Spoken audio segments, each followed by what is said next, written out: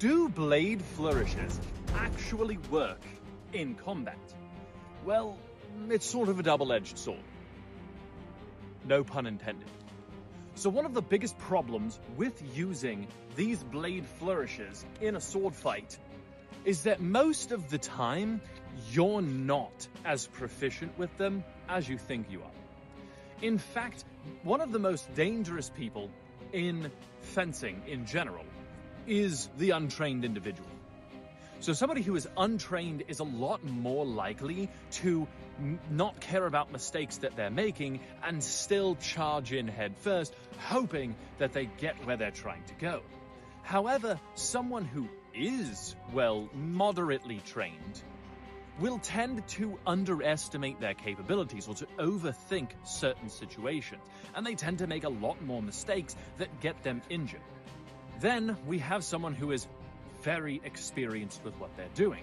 Highly experienced individuals tend to write off other things that don't work. For instance, sellsword arts. While I don't actually have a problem with them as creators, some of the things that they talk about I do have a problem with. And this is one of them.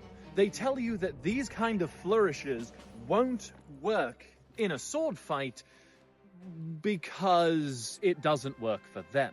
But they're not training for that. They're generally training for HEMA, to spar in a sword fight with another individual under strict rule sets and so on and so forth. They aren't training every day so that they can take a concept like flourishes and apply them into a sword fight. And similarly, oftentimes, people who are training flourishes aren't training to put them into a sword fight. So we sort of end up in this gray area where these could work. You very well could do flourishes in a fight